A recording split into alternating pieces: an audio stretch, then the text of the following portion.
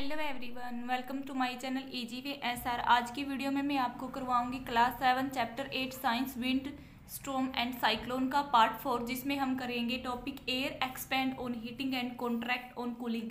देखो बच्चों, सबसे पहले हमें पता होना चाहिए कि एक्सपेंड क्या होता है, कॉन्ट्रैक्ट क्या होता है। एक्सपेंड का मतलब क्या होता है, फैलना, और कॉन्ट्रैक्ट का मतलब होता है सिकुड़ना।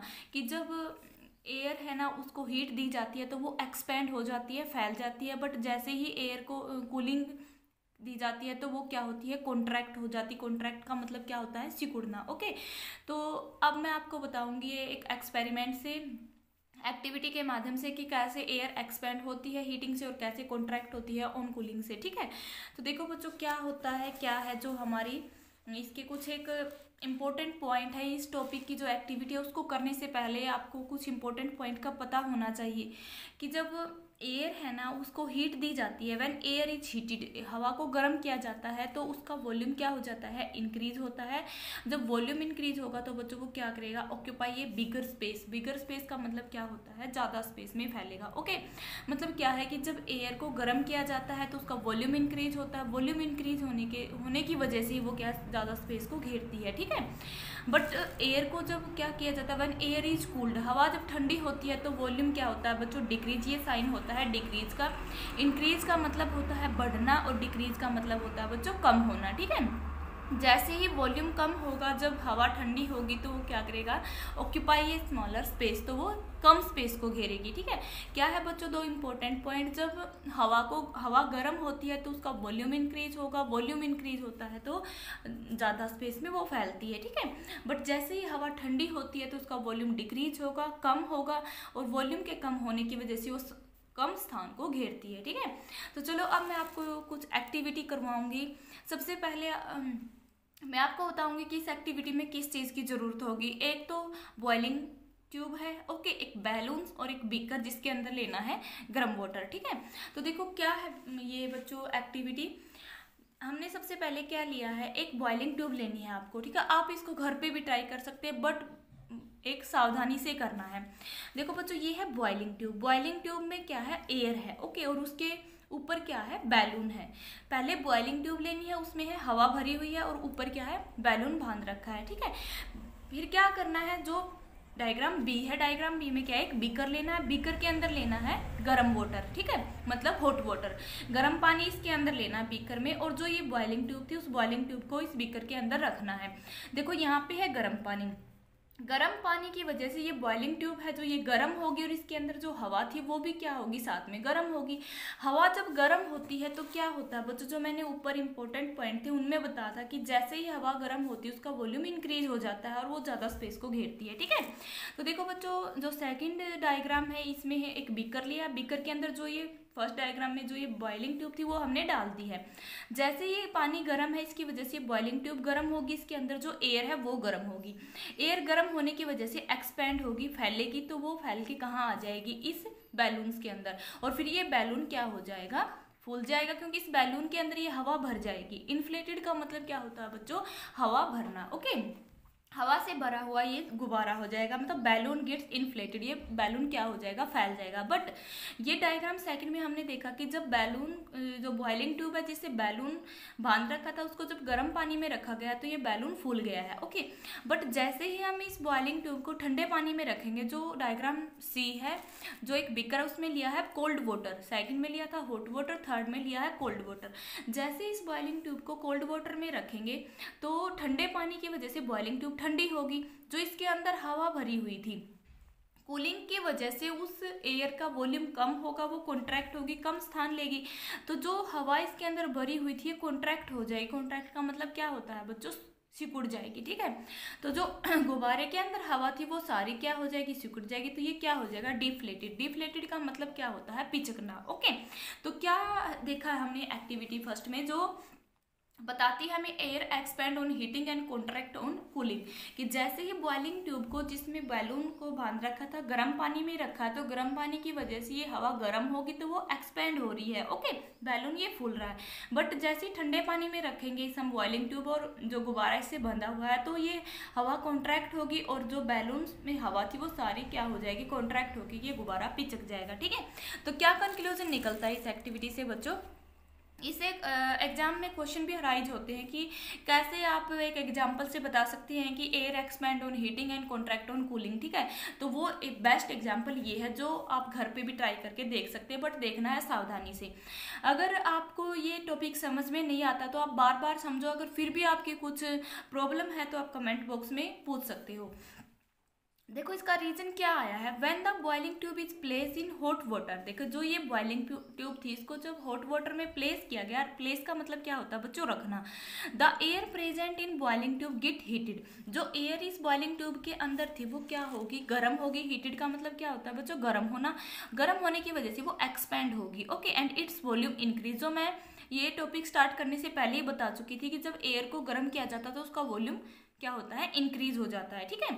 और फिर क्या होगा सेकंड पॉइंट में, boiling tube is place in cold water. जैसे बॉइलिंग ट्यूब को इस कोल्ड वाटर में रखा गया है तो air in the boiling tube gets cooled, contract and its volume decrease, ठीक है। तो जो एयर इस बॉइलिंग ट्यूब के अंदर थी वो ठंडी हो जाएगी, ठंडी होने से सिकुड़ जाएगी और क्या हो जाएगा, इसका वॉल्यूम डिक्रीज होगा, ठीक है। तो ये था बच्चों जिसमें मैंने आपको बताया है कि एयर एक्सपैंड होती है हीटिंग से और कॉन्ट्रैक्ट होती है कूलिंग से। उम्मीद है कि आपको ये एक्टिविटी अच्छे तरीके से समझ में आई होगी। अगर आप मेरे चैनल पे नए हैं तो चैनल को सब्सक्राइब जरूर कर लेना। देखो अब मैं आपको करवाऊंगी सेकंड टॉपिक। देखो ये टॉपिक मैंने आपको करवाया कि अच्छे से आपको समझ में भी आया होगा। सेकंड टॉपिक क्या है बच्चों, warmer air is lighter than cold air. अब मैं आपको समझाऊंगी कि जो गर्म हवा होती है वो हल्की होती है ठंडी हवा से, ठीक है। ये कैसे समझोगे आप, ये भी मैं एक एग्जाम्पल से समझाऊंगी जिसे आप घर पे भी ट्राई कर सकते हैं, ठीक है। बट जो ये एक्टिविटी है अगर आप इसको घर पे ट्राई करोगे तो करनी बहुत सावधानी से है, एक किसी भी आपके बड़े की हेल्प से आप कर सकते हो। देखो बच्चों वार्म का मतलब क्या होता है, गर्म होना। एयर क्या है, हवा। लाइटर का मतलब होता है बच्चों हल्का, और कोल्ड का मतलब क्या होता है, ठंडा, ठीक है। क्या टॉपिक है ये कि जो गर्म हवाएं होती है वो हल्की होती है ठंडी हवा से, ठीक है। तो इस टॉपिक से पहले आपको डेंसिटी का पता होना चाहिए। डेंसिटी क्या होती है बच्चों, मास बाय वॉल्यूम, ठीक है। डेंसिटी क्या है, घनत्व। मास क्या होता है, भार। वॉल्यूम क्या होता है, आयतन, ठीक है। डेंसिटी का फार्मूला क्या होता है बच्चों, मास बाय वॉल्यूम। तो जब डेंसिटी ज्यादा होगी और मास ज्यादा होगा, मतलब क्या है कि जो डेंसिटी है वो डायरेक्टली प्रोपोर्शनल है मास के। डायरेक्टली प्रोपोर्शनल का मतलब क्या होता है बच्चों, अगर किसी भी वस्तु का, पदार्थ का मास ज़्यादा होगा तो उसकी डेंसिटी भी ज़्यादा होगी, ठीक है। बट जो डेंसिटी है वो क्या है, इनवर्सली प्रोपोर्शनल है वॉल्यूम के। इनवर्सली प्रोपोर्शनल का मतलब क्या होता है बच्चों, अगर किसी भी सब्सटेंस है या कोई भी चीज़ है जिसका वॉल्यूम ज़्यादा होता है उसकी डेंसिटी कम होती है। मतलब क्या है डेंसिटी का, अगर डेंसिटी बढ़ेगी तो वॉल्यूम घटेगा, ओके। अगर वॉल्यूम बढ़ेगा तो डेंसिटी घटेगी। मतलब क्या है, अगर एक वॉल्यूम ज़्यादा हो रहा है तो डेंसिटी कम होगी, डेंसिटी ज़्यादा हो रही है तो वॉल्यूम कम होगा। मतलब ये एक दूसरे के अपोजिट होते हैं। बट अगर मास ज़्यादा है किसी भी ऑब्जेक्ट का तो उसकी डेंसिटी भी ज़्यादा होती है, ठीक है। तो देखो बच्चों मैंने जो अब पहले एक टॉपिक करवाया है air expand on heating and contract on cooling, उसमें मैंने क्या बताया था कि जो गर्म हवा है, वार्मर एयर है, उसका वॉल्यूम ज़्यादा होता है, ठीक है। वार्म एयर का वॉल्यूम क्या होता है बच्चों, जो वार्म एयर है इसका वॉल्यूम ज़्यादा होता है। वॉल्यूम क्या होता है, मोर। मोर का मतलब क्या होता है बच्चों, ज़्यादा। वार्मर एयर का वॉल्यूम ज़्यादा होता है तो इसका मतलब क्या है बच्चों, इसकी डेंसिटी लो होगी, ठीक है। ये पॉइंट आपको समझ में आया होगा कि जो मैंने पीछे टॉपिक करवाया था ये वाला कि एयर जब हीटेड होती है, हीटेड और वार्म का मतलब सेम ही है कि जब एयर गर्म होती है तो उसका वॉल्यूम ज़्यादा होता है। और मैंने डेंसिटी के इस जो फॉर्मूला है इसे समझाया कि अगर वॉल्यूम ज़्यादा है तो उसकी डेंसिटी कम होगी, ठीक है। मतलब क्या कंक्लूजन क्या निकला है बच्चों की वार्म एयर की डेंसिटी लो होती है, ठीक है, और कोल्ड एयर की डेंसिटी हाई होती है, ठीक है, मोर होती है। देखो hot air is lighter than cold air. अब हम समझेंगे कि कैसे जो गर्म हवा है वो हल्की होती है ठंडी हवा से। देखो मैं बता चुकी हूँ कि जो हॉट एयर है उसकी डेंसिटी लोअर होती है, क्यों, क्योंकि इसका वॉल्यूम ज़्यादा होता है बच्चों। और जो कोल्ड एयर है, ठंडी हवा है, उसकी डेंसिटी हाई होती है, क्यों, क्योंकि इसका वॉल्यूम कम होता है, ठीक है। अब चलो मैं एक एक्टिविटी करवाऊंगी आपको। इस एक्टिविटी के लिए हमें किस किस की जरूरत होगी, दो तो हमें लेने हैं पेपर बैग, ओके। दो पेपर बैग लेने हैं, उनको क्या करना है, एक स्टिक से बांधना है रस्सी की हेल्प से, ठीक है, थ्रेड की हेल्प हेल्प से इसको अटैच करना है एक वुडन स्टिक से। और फिर इस वुडन स्टिक के बीच में हमें क्या लेना है, एक थ्रेड की हेल्प से इसको एक हुक से अटैच करना है। ओके, मतलब क्या है कि बीच में एक हुक है, उसको थ्रेड की हेल्प से, एक थ्रेड है जो हुक से लगी हुई है उसके साथ बांधना है एक वुडन स्टिक को, और वुडन स्टिक के दोनों कॉर्नर पे लगाने हैं 2 पेपर बैग, और वो इन्वर्टेड लगाने हैं। इन्वर्टेड का मतलब क्या है बच्चों, उल्टा, कि जो उसका मुंह है वो नीचे की साइड होना चाहिए, ठीक है। और इनके अंदर क्या लेना है, कोल्ड एयर। ओके, क्या करना है बच्चों इस एक्टिविटी में कि 2 इन्वर्टेड पेपर बैग को क्या करना है, अटैच करना है एक वुडन स्टिक से, और उस वुडन स्टिक को अटैच करना है एक रिज्ड सरफेस या किसी भी हुक से, ठीक है। तो फिर हम क्या करेंगे, ये जो ए डायग्राम है, फर्स्ट वाला डायग्राम, इसमें है दोनों पेपर बैग के अंदर कोल्ड एयर, ठीक है। बट हमें तो देखना है कि warmer air lighter than the colder air. भाई इसमें तो कोल्ड एयर है, ठंडी हवा है दोनों बैग में।